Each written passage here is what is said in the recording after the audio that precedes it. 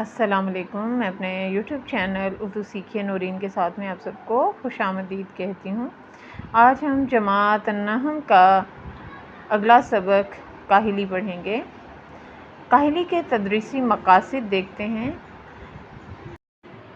اس کے تدریسی مقاصد میں پہلا مقصد یہ ہے کہ طلباء کو لفظ کاہلی کے لفظی اور اصطلاحی معنی سے متعارف کرایا جائے، یعنی اس کے معنی سے آگاہ کروایا جائے۔ اردو مضمون نویسی کے ابتدائی اسلوب سے آگاہ کرنا کہ ابتدا میں مضمون نویسی کس انداز سے کی جاتی تھی اور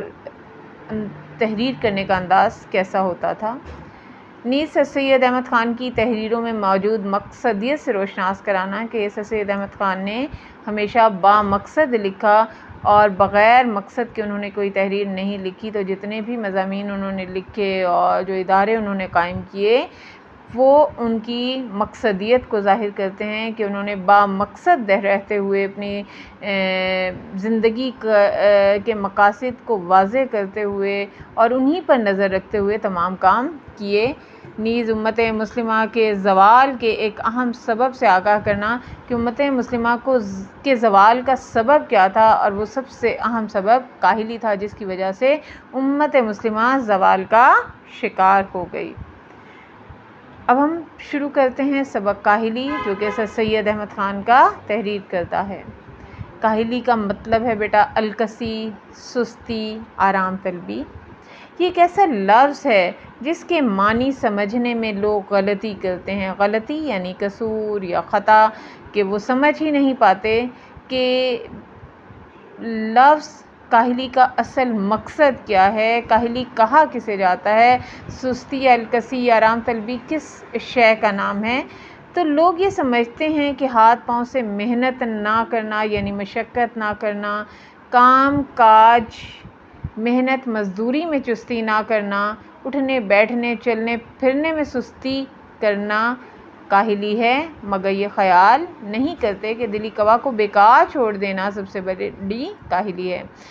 یہاں پر مصنف کہتے ہیں کہ لوگ یہ سمجھتے ہیں کہ جو لوگ ہاتھ پیروں کو استعمال نہیں کر رہے، چلتے پھرتے نہیں ہیں، محنت مشقت نہیں کرتے، اور جو بھی کام کرنا ہوتا ہے، محنت مزدوری کرنی ہوتی ہے، روزی کمانی ہوتی ہے، یا کوئی گھریلو کام کرنا ہے، تو وہ اس میں چست نہیں ہوتے، ہوشیاری سے پھرتی سے وہ کام نہیں کرتے، کہ اٹھنے بیٹھنے میں چلنے پھرنے میں اگر سستی کر رہے ہیں تو وہ کاہلی ہے، مگر ایسا قطعاً نہیں ہے، بلکہ بیسک چیز یہ ہے، بنیادی چیز، کہ اگر ہم اپنی دل کی صلاحیتوں سے کام نہ لیں، دل کی قوتوں سے کام نہ لیں، اور دل میں جوش اور ولولہ نہ رہنے دیں، تو جب ہمارا دل کسی کام کو نہیں چاہے گا تو ہم اٹھنے بیٹھنے چلنے پھرنے اور محنت مزدوری ہر چیز میں سستی کریں گے۔ تو ہمیں بنیادی طور پر اپنے دلی قوا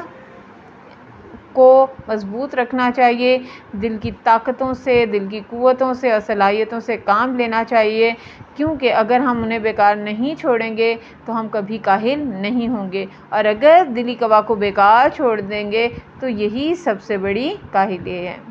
ہاتھ پاؤں کی محنت اوقات بسر کرنے اور روٹی کما کر کھانے کے لیے نہایت ضروری ہے۔ اوقات بسر کرنا یعنی زندگی گزارنا۔ تو آپ ہاتھ پیر سے کیوں محنت کرتے ہیں؟ جتنے بھی لوگ ہیں، چاہے وہ مزدور ہیں، چاہے وہ اپنا کوئی کاروبار کر رہے ہیں، چاہے وہ دکانداری کرتے ہیں، کسی بھی شعبے کسی بھی پیشے سے وابستہ ہیں، تو وہ اپنی زندگی کو گزارنے کے لیے، اپنی بنیادی ضرورتوں کو پورا کرنے کے لیے اور اپنے بچوں کی بنیادی ضرورتوں کو پوری کرنے کے لیے اور روٹی کما کر کھانے کے لیے اپنے ہاتھ پیر کو بھی کام میں لاتے ہیں، محنت کرتے ہیں، سخت مشقت کرتے ہیں، اور کاہلی اور الکسی کو قریب پھٹکنے نہیں دیتے۔ روٹی پیدا کرنا اور پیٹ بھرنا ایک ایسی چیز ہے کہ با مجبوری یعنی مجبوری کی حالت میں اس کے لیے محنت کی جاتی ہے اور ہاتھ پاؤں کی کاہلی چھوڑ دی جاتی ہے۔ تو اب دیکھیں کہ یہ ہماری مجبوری ہے کہ اگر پیٹ بھر کے روٹی کھانا چاہتے ہیں، اپنے بچوں کی بنیادی ضرورتوں کو پورا کرنا چاہتے ہیں، ان کے لیے پناہ گاہ، ان کے لیے گھر، روٹی، کپڑا، مکان اور تعلیمی ضروریات کو پورا کرنے کے لیے مجبوری کی حالت میں